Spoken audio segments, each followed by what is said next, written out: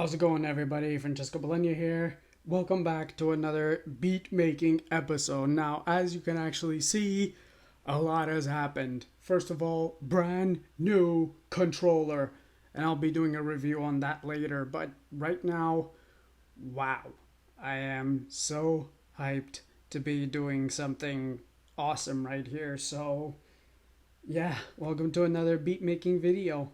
For those of you wondering, this is the Akai MAX49. If you guys know the MPK series, it's basically drum pads similar to the MPC Renaissance. You do not have the knobs, but you do have touch faders. And the keyboard is actually heavier than your average MPK. So, yeah, it's definitely a workhorse. You don't really find them anymore nowadays. I mean, it's usually they're usually rare to find, and back when they had them for sale, they were like $100 more expensive than the standard MPKs. But then that's because you have the CV and gate controls, so you can hook them up to pre-MIDI devices. So with that said, this is a brand new track that I just finished since the past 2 weeks. It's called First Encounters. And basically, this track, before previously the other track that we did, I think it was called Fun Love or something, we went for something pretty basic.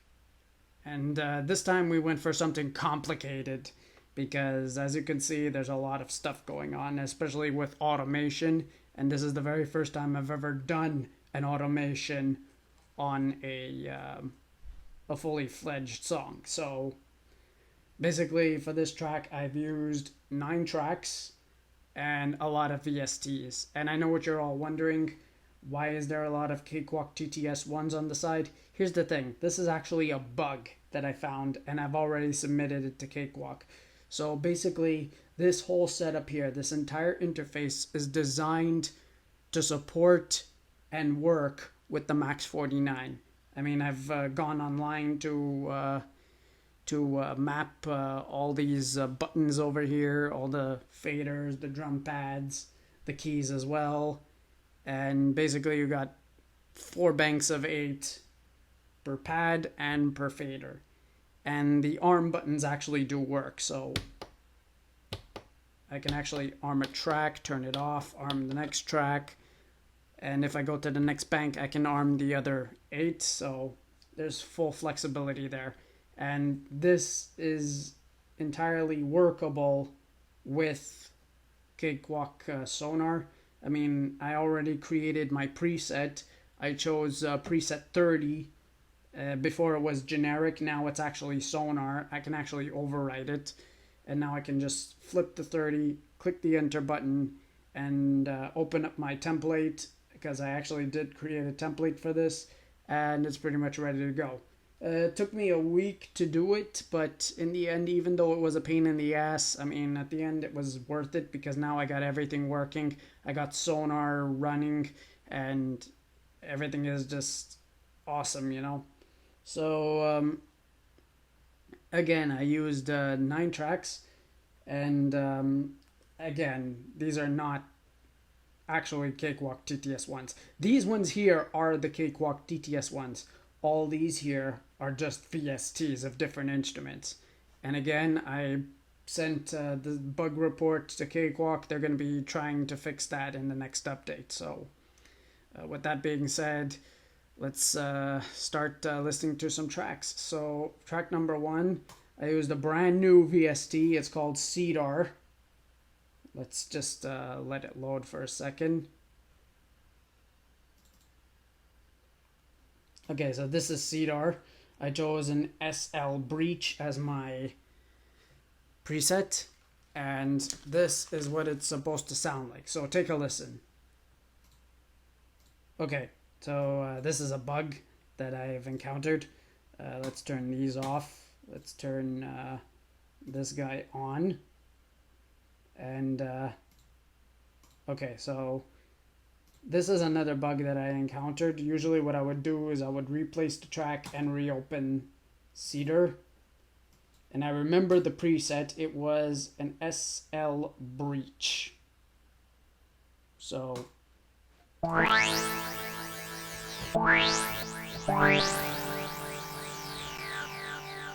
I don't know why Sonar does this. I've already sent this bug feature to Cakewalk, but basically I just have to re-import the synth and play it back, and now this is what it sounds like.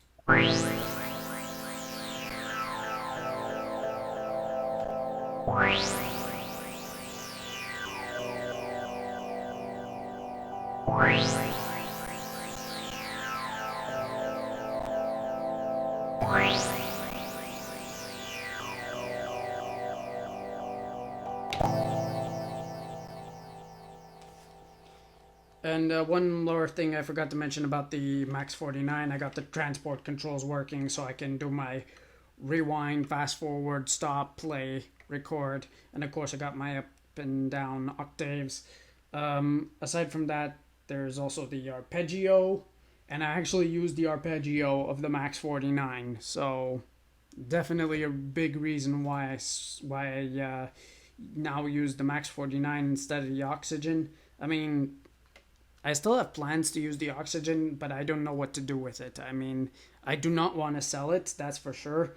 Maybe if there is a way to get Omnisphere as a standalone for the Oxygen, and then have the Oxygen as my Omnisphere synth, that would be ideal, because at least I have Omnisphere as a standalone synth, and then I can still play my standard sounds here on the MAX49, and at least I don't have a synthesizer that would be collecting dust, you know what I mean?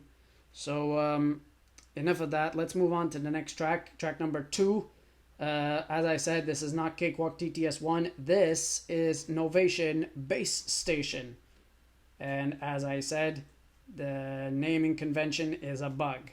So basically I chose the Moog bass as my preset, preset 91 for actually let me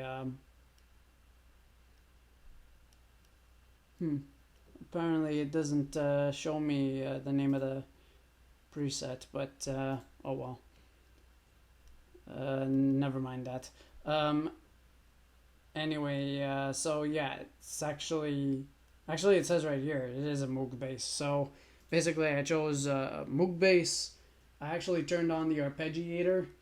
I did not latch it, and I changed the tempo to 97 compared to the track, which is 9E. And the reason why is because I wanted it to sync well with the drums, which is the next track. And this part was pretty much the biggest pain in the ass that I had to deal with, because this is the piece that took me exactly 2 weeks to perfect. I mean, as you can actually see, yeah, it was definitely a mess to do, because quantize wasn't good. I had to add a tempo delay just to fix everything, and also I had to do a lot of drag and drop. So unfortunately that took a toll on me when I was trying to work on this track. But basically, Bass Station, Novation, you pretty much have to have a Novation keyboard to access it. So this is what the bass arpeggio sounds like. And here's the funny thing. I actually was trying to go for a Daft Punk type vibe. So if anyone has ever heard the songs Something About Us and Verdi's Quio, definitely listen to those songs, because those are what inspired me to make the song, as well as The Weeknd's Starboy. So take a listen.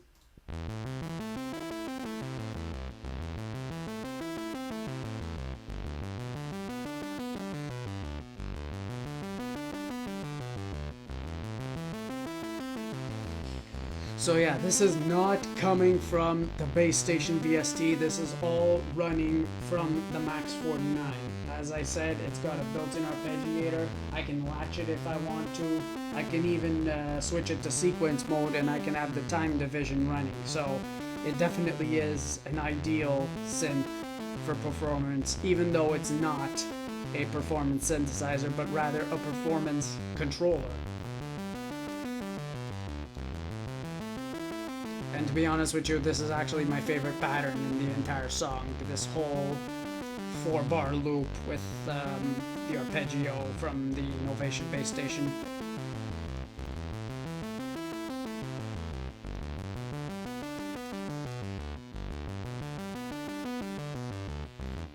Okay, enough of the arpeggio. Let's move on to the next track. So the next track, track number 3, I put in some drums. And big news, another brand new VST. This time, a drum machine. So I'm excited. I mean, I've been looking for a drum machine for a very long time. I finally have one. It's called the 80s Kick. And the sound that I chose was a dubstep kick. So dubstep kick 1, it is a powerful drum machine. I recommend it if you're looking for powerhouse kicks. And I've already assigned the pads to activate the drum velocity. So actually, you know what? Let me just turn off the Cedar because this is becoming a problem.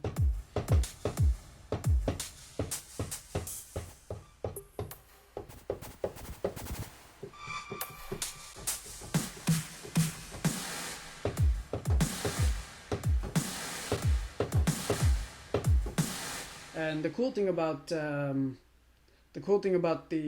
Akai, the MAX49 and the MPK49, if there is a note that you don't like that the drum pad is playing, you can go to I think it's program change, or yeah, it's program change, and then you can adjust the note itself. So you can pick the note that you want it to play so that it will actually play the right sound. So for example, actually, you know what? I'll just do it right now. I'm just going to go to program change. Actually, it's edit. There we go. Edit. I can use the arrow keys and I can go all the way down to note.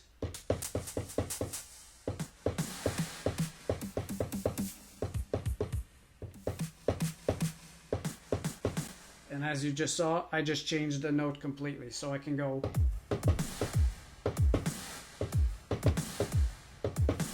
Very useful, especially when you're trying to lay down some drums in the track. And this is what the drums sound like. Whoops, my bad. Solo this, let's play it back.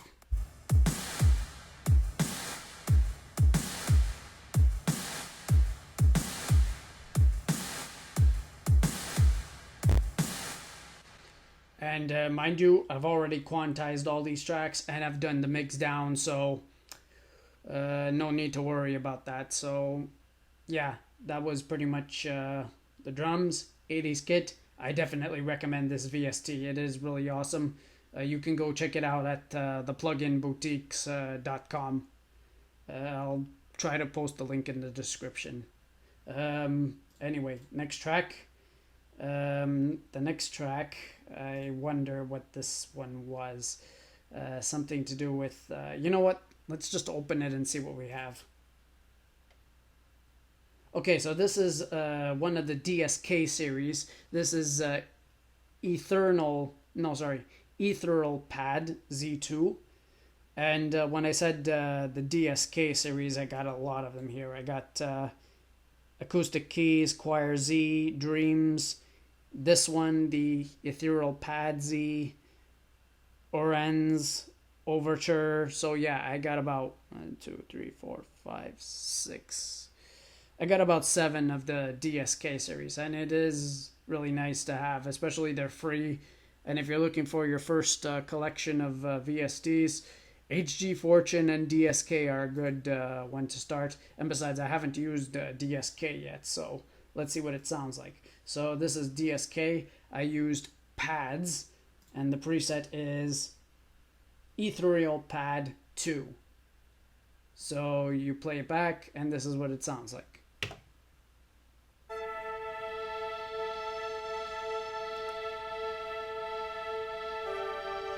So it's kind of like a string machine, if you will.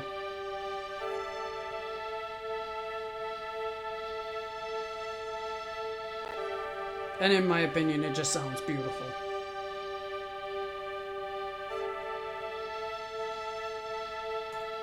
Okay, enough of the pad. Let's move on to the next track.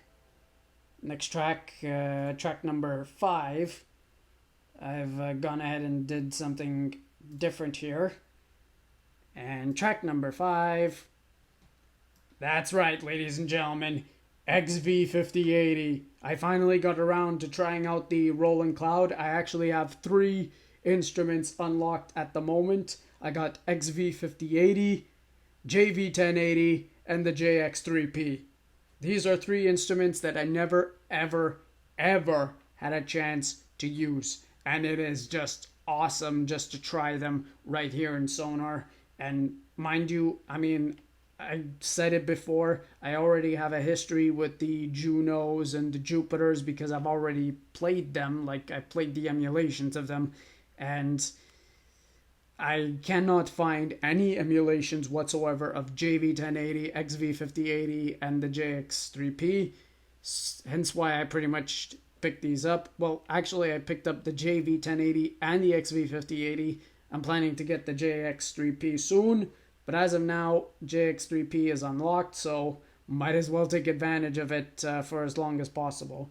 I did, however, send a message to Roland asking about the unlock system, because apparently the deal is you pick up a license key, you get to unlock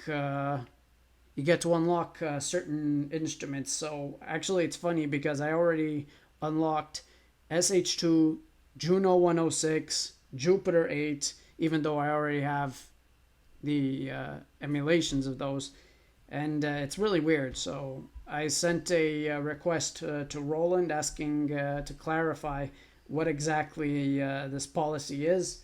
Until then, we're just having fun. So XV5080, I chose, what's it called? Fantasia JV. And I put in a I think it was a pad sound, and it sounds something like this. Actually, no, it's a bell sound.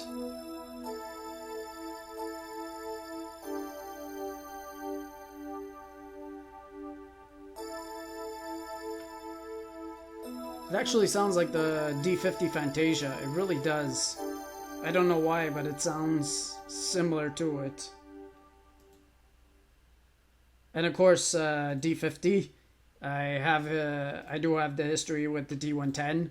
However, I do have plans to try out the D50 if I ever get a chance.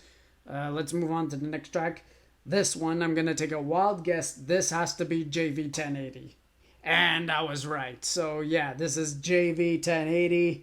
I'm super excited to be playing this one. This is definitely the other synth that I got to try. I chose Albion, which is a pulsing synth. And I've gone ahead and made some adjustments to the sound. And this is what it sounds like.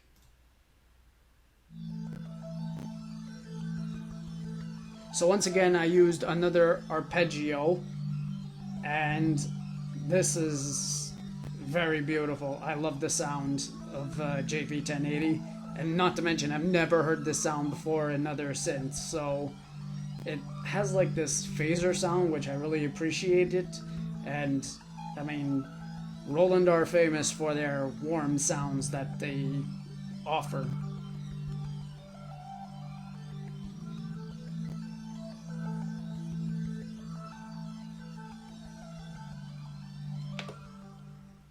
Alright, enough of the JV1080, let's move on to the next track.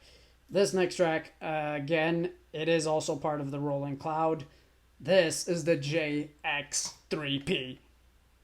Again, I've never had any experience with the JX3P. This is my very first time playing it. Even though it is an emulation, hey, at least it's better than nothing, because nowadays you have to look at the classified ads or even eBay just to pick up a JX3P.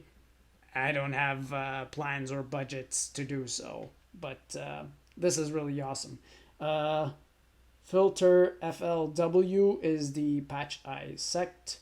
I actually had to play with the envelopes 1 and 2, and I had to do a few bit of switching, but basically I also added a little bit of what's it called? I added a reverb.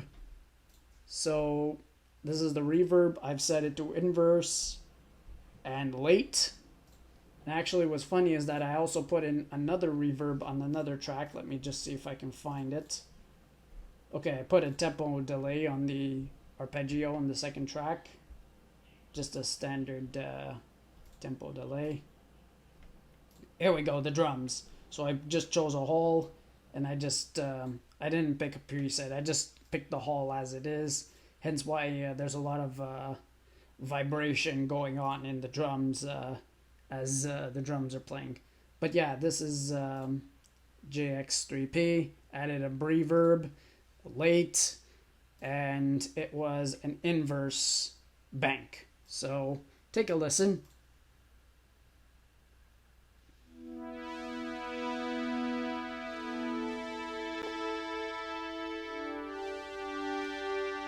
And the funny thing about this sound, it actually sounds similar to a Juno 106. And I should know because I have the JU06, the boutique. It is an amazing little synthesizer. I love it. It is by far the best synth I've ever bought. And especially it's the most inexpensive synth I've ever bought. So definitely a big kudos to Roland for making it. But like I said, this sounds so similar to the Juno. And I mean, I've played the JU06A. It sounds almost exactly the same as this. I think they were like clones or something. The Juno had the knob. No, sorry, the Juno had the faders. The JX3P had the knobs. Correct me if I'm wrong in the comments below, but this is what I've heard online between the original boutiques like the JU06 and the JX03. Then again, I mean, you can quote me on that if you want. It's just what I've heard between the two synths. But like I said, they do definitely sound familiar. Next synth. Oh, it looks like a promo. I do not want to access the promo, but it looks like we got another SynthMaster. No, I do not want to download the latest update. I already have it. SynthMaster Player. And I chose Cosmic Traveler RL as the preset. And this is actually a pretty interesting plugin because honestly, I had zero plans to try it. In fact, I mean, I was actually very skeptical at first to actually play this synth, and by playing it for a while, I ended up actually liking the sound that come with it. So this is what the synth player master sounds like, and again I chose Cosmic Traveler, so this is what track number 8 sounds like.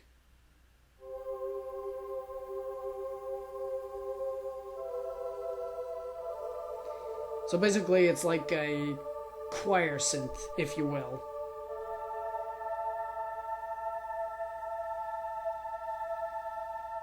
And usually you would hear this song only in the bridge and the ending.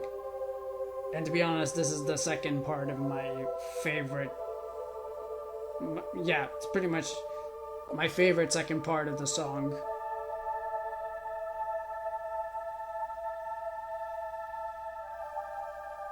It just sounds beautiful.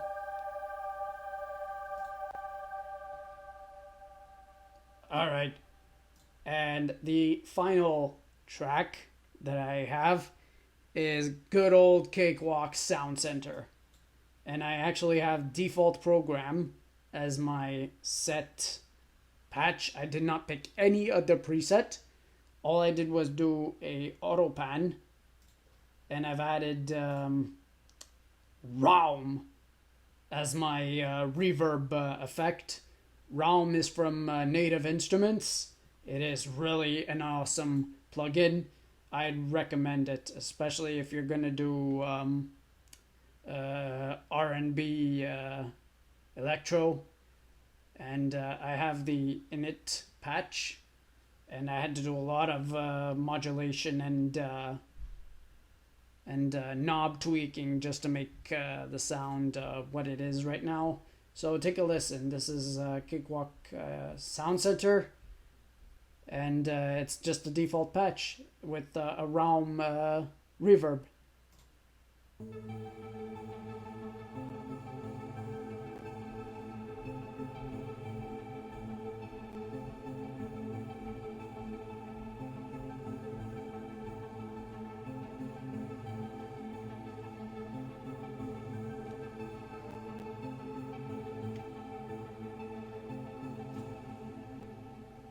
It is very ambient, it really is. And then after that, I pretty much did compression and mix down. But for the first time ever, as you can see from all these green lines right here, I also did some automation. So basically, once I reached the final 4-bar loop, I pretty much decreased the volume down to 0. And this is actually the very first time I've ever done an automation with Sonar, but thanks to the MAX49, I'm able to do so with ease. And seriously, the MAX49 was definitely a helper in this track. And as of now, it's actually one of my favorite tracks I've ever done as far as R&B is concerned. I mean, We Are One People and Sun Is Out, I'm Feeling Okay are still going to be in my top 5, but this one is definitely up there. So I'll just play all the tracks, and I'll just give you guys a taste of what's to come. So the song is already out, and I'll link it in the description. But yeah, take a listen.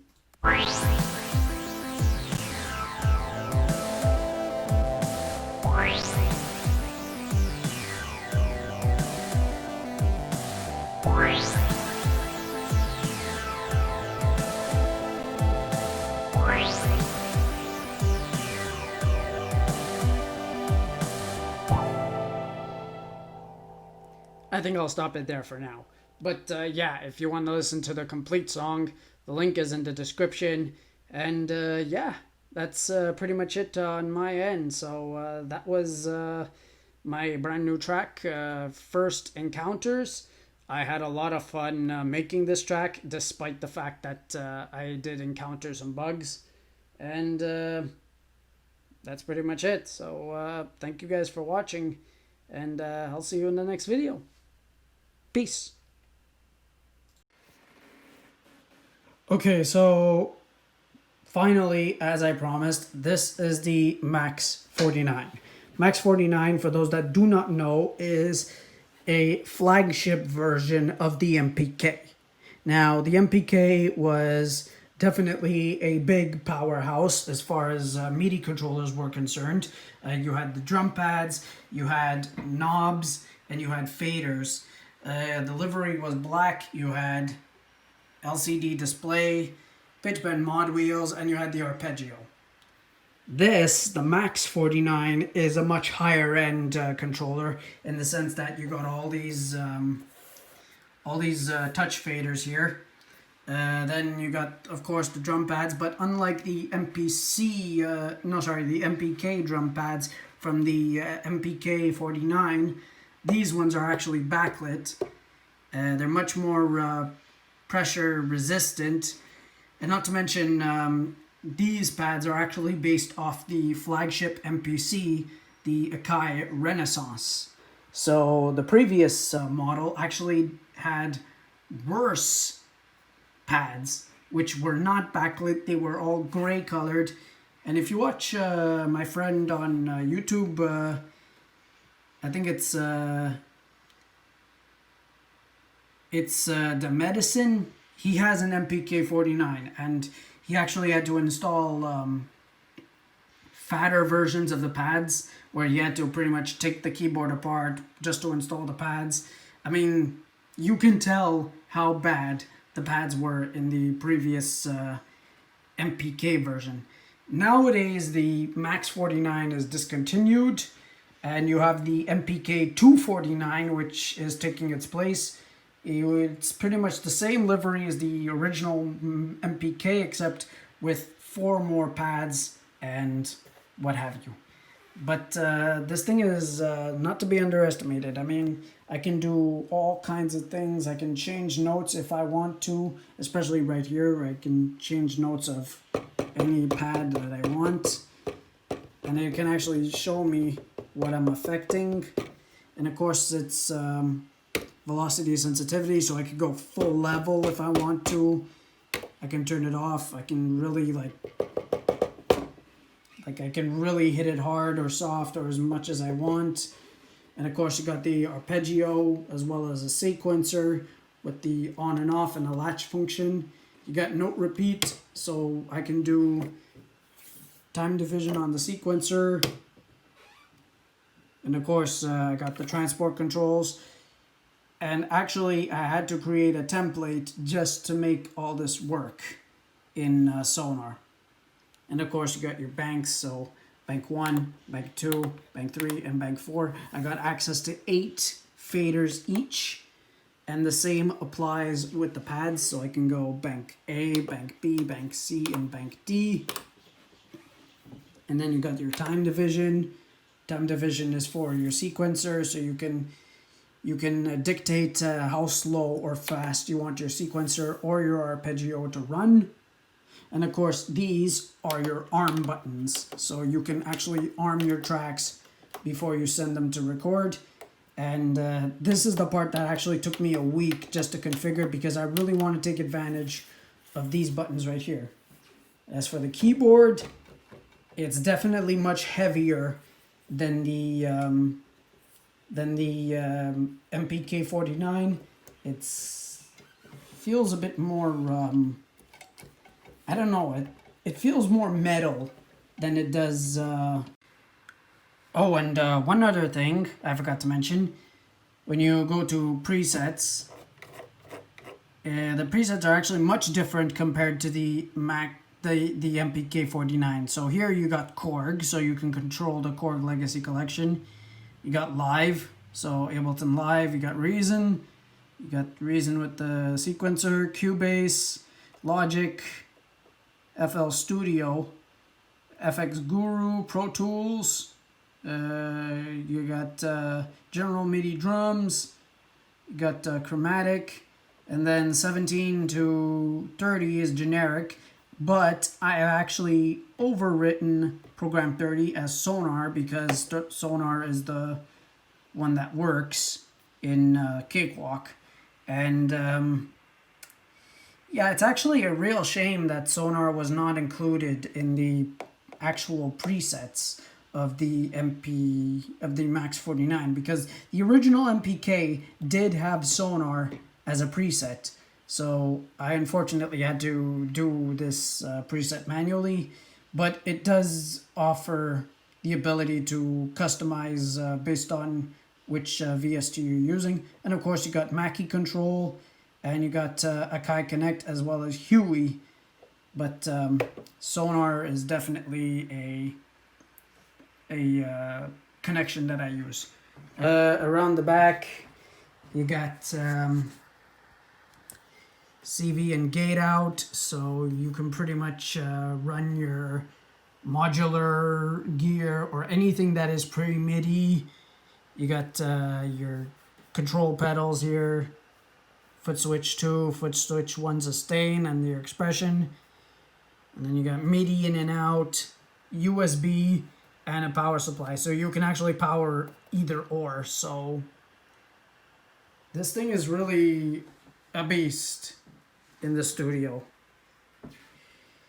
And you know what, to be honest with you, I really feel bad for my oxygen here. I really don't want to leave it behind. So what I really want to do is I really want to get Omnisphere to work on this guy, because I've already mapped all the controls to it, and it would be paramount just to get this synth right here to control Omnisphere as a standalone synth. Not like plug this and run it into your computer as a VST. I'm talking about I want to get Omnisphere as a unit just so I can play Omnisphere solely on this and not have to rely on any other hardware setup.